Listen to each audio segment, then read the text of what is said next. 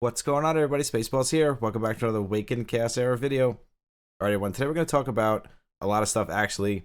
I know we had a patch about a week ago, and a lot of you guys were upset about it.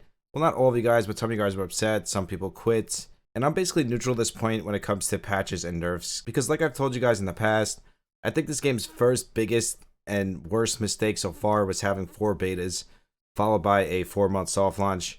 And that opened them up to all of this drama. They're basically damned if they do, they're damned if they don't. So no matter what decisions they try to make before actual global launch comes out by trying to do all these patches, buffs, and nerfs, they're gonna upset someone in the player base on some side. Players gonna quit because of it, and that's just the way it's gonna be. So the way I like to look at it is just put all that behind me and not pay attention to that, because that mistake is a mistake, and we can't fix that going forward, and it is what it is at this point. So with that being said, I like to look at the patches for what they actually are.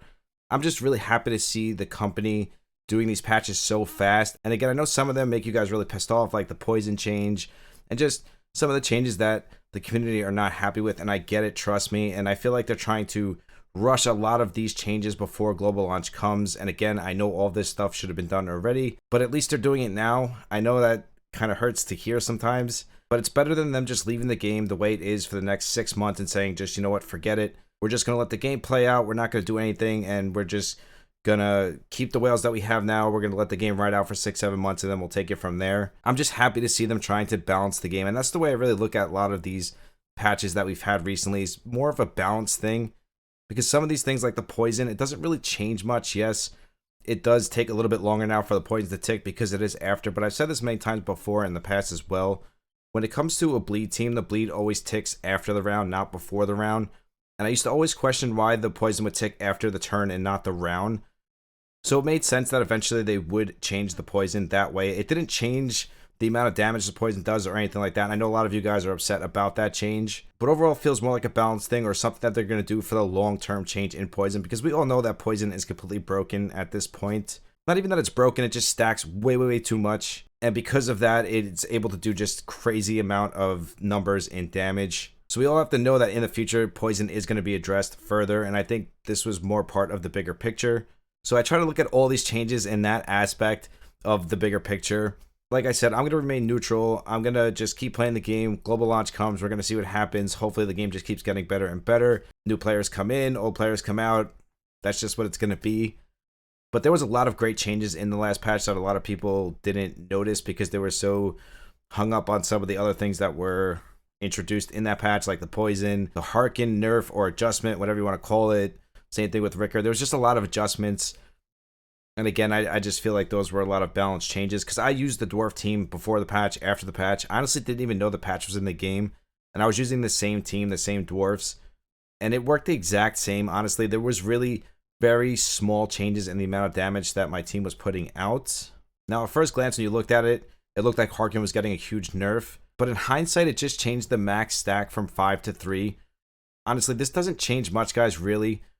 Because most of the time, you're not even going to be able to stack this more than 5 times in a round, depending on how many rounds you go. But overall, this really only makes a difference in long-term fights. So fights that are going into, let's just say, 12 plus rounds. Other than that, Harken is still the best support in the game, in my opinion. Or one of the best supports in the game, in my opinion.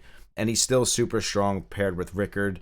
Now, I know Rickard also got a couple changes. They didn't touch his damage or anything like that, but they did mess with his survivability a little bit, and honestly, I don't notice a difference at all. Rickard is still the tankiest thing in the game at this point. This man is a beast, does a ton of damage, and he can take a ton of damage still. It really didn't change much. So if you have Harken and Rickard built and you're using that combo, don't worry. You don't need to ungear them and not use them. They're still top tier combo and probably the best combo in the game still, so don't worry about that. And that goes for most of the changes they made in this last patch. Now, there's another one I do want to talk about, which is Desmond. Desmond was basically unusable before the last patch, and now he's basically, I would say, mid-tier. He's not where he should be, but he's definitely a usable unit now. So if you're a newer player and you pull Desmond, you don't have to be slapping yourself in the face like, oh, I pulled the worst legendary in the game, because he's definitely not the worst legendary in the game anymore. I do think over time he needs a little bit more adjusting. He's not quite there yet, but he can be viable in some comps. I'm actually working on him now. I'm going to build him up.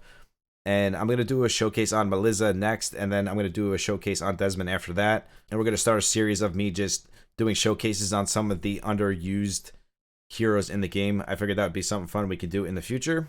But overall, when you look at Desmond's kit, it's not that bad. The only thing is this plague, I feel like, should do damage based off the enemy's maxed HP. And then he would be a top tier legendary in my opinion.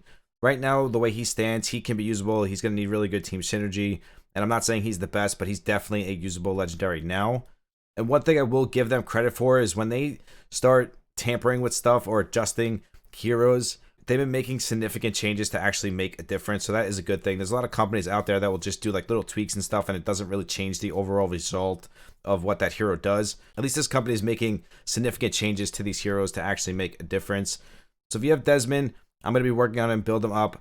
I think him having an S in health, he's going to be a really top tier overall, maybe like arena unit or something like that. Probably also in bounty hunts and endless trial, just because of the way his kit works, because his whole kit revolves around this plague just doing damage over time. That's why I wish it did damage based off the max HP. So hopefully that will be a change they make in the future. But still, Desmond's good to go.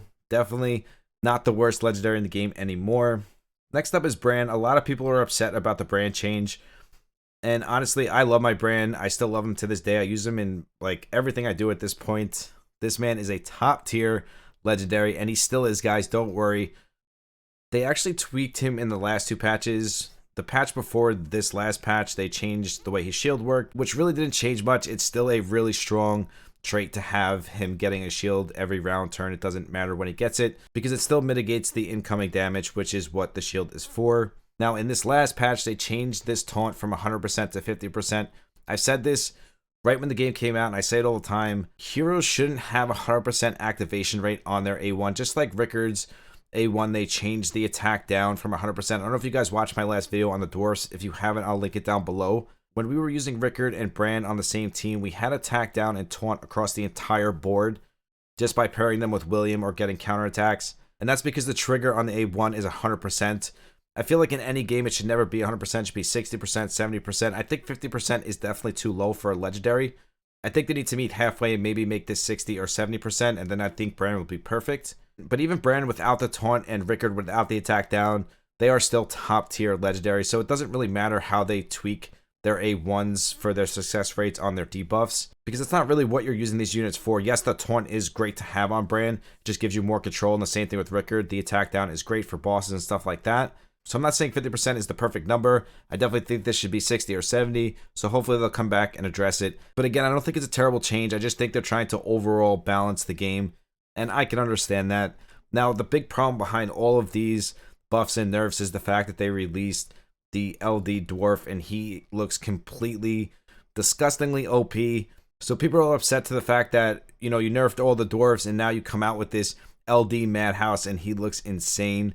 The one thing I'll say to that, and the one problem with this game, is that most of the LDs are underwhelming, and it's been a problem since beta 1. And most of the time when you pull an LD Nat 5, you're not even really happy about it, because there's only 2 of them at this point, the Dark Org, and now Imorgan, because he got a buff, that you would actually get happy and over the moon to pull. So seeing Bran the Brilliant made me happy how overpowering his kit is, because that's how LDs should be. So hopefully over time, they'll change all the LDs to be where they, you know, should be at that high point. The big problem now is that most of them, again, are not that great. So when you pull them, you're like, eh. And then you see something like Bran the Brilliant, and he's just crazy OP. I mean, look at his ultimate. Deals 100% damage to all enemies, plus true damage equal 10% of the target's max health. That's going to do a ton of damage. Applies immune to this character for 2 turns. Followed by the passive, which is really strong. Followed by his A1, which is more true damage equal to 3% of the target's max health.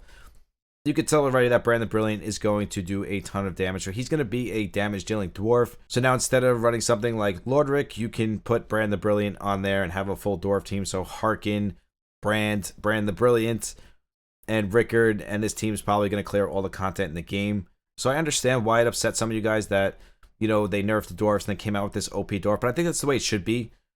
The LDs should be the best, and then legendaries, and then epics. So I understand they're trying to just balance everything out. I definitely get it. I think at this point the dwarfs are pretty well balanced, because the legendary is OP, the LD is top triple S tier, and then all the epics are usable.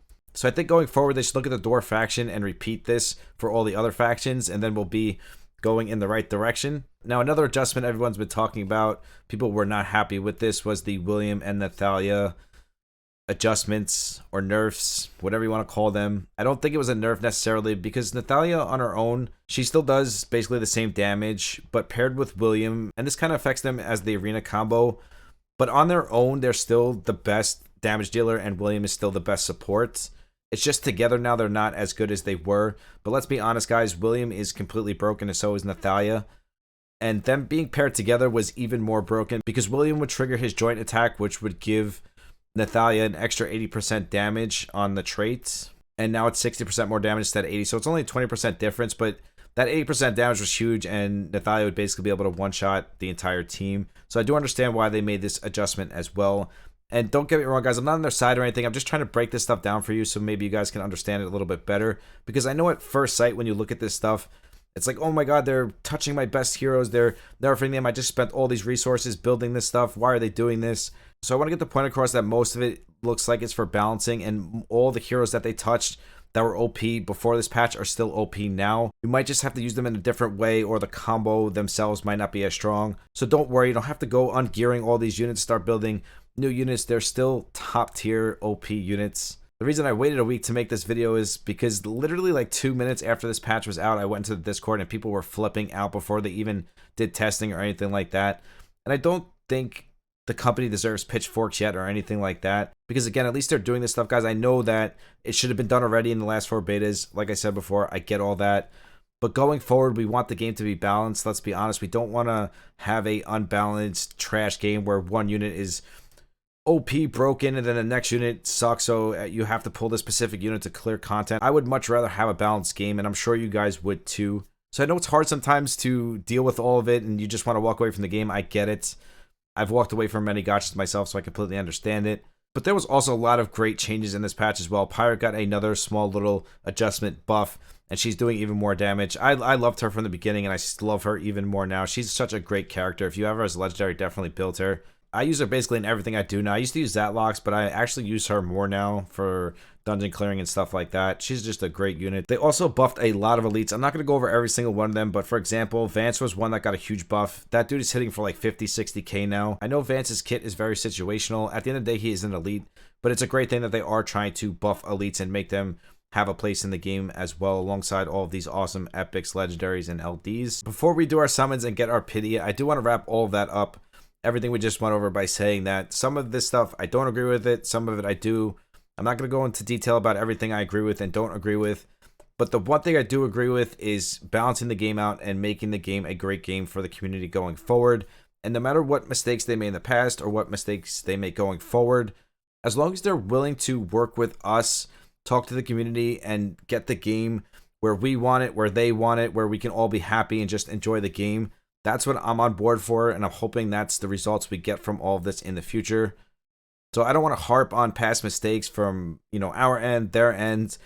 I kind of look at it as a clean slate. Let's move forward. Let's get the game where it needs to be, because I think we all can agree at this point, everything they touched in the last patch was 100% needed and necessary.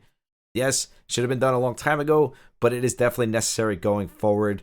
And this will be also a good showing for the company going forward as well. If they change something that's maybe not right, or they nerf something too much, that they'll go back and adjust it again, like Bran's taunt, for example. I think 50% is way too low for a legendary. His A1 should definitely be 60 to 70%. 100 is definitely too high, but 50 is definitely too low. It should start at 50 and then go to 60 or 70%, just like Rickard's attack down on his A1. So this will be a good sign of faith from the company as well, seeing if they're willing to go back and adjust it just to get it just right where it should be. So we're going to leave it all at that. Let's do some summons and see what we get for our pity. My last pity was Balbrith.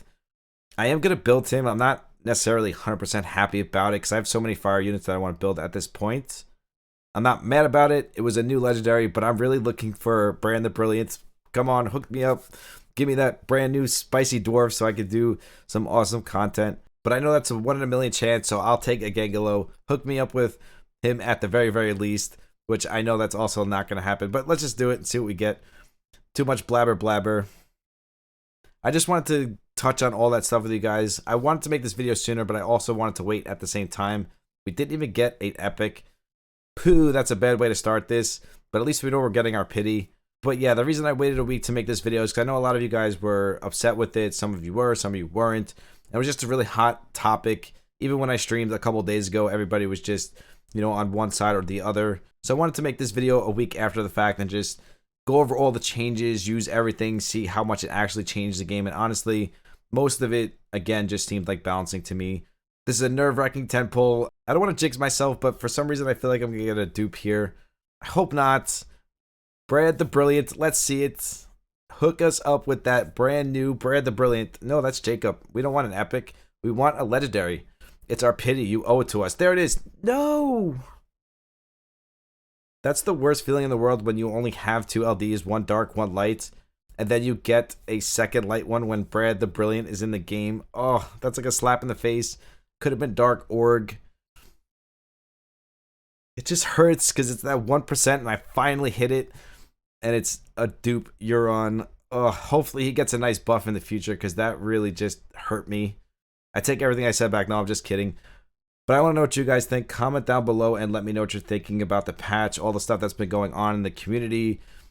Where do you fall? How do you feel? Are you excited for global launch that's coming next week? I know I'm excited for that, but I'd love to hear what you guys have to say, so comment down below and let me know what you're thinking.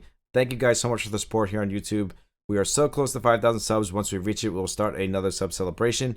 If you want to follow me on Twitch and Discord, those are always linked down below. We do 2 monthly giveaways on Discord, random giveaways on Twitch.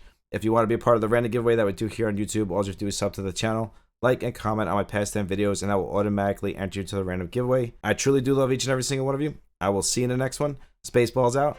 Peace.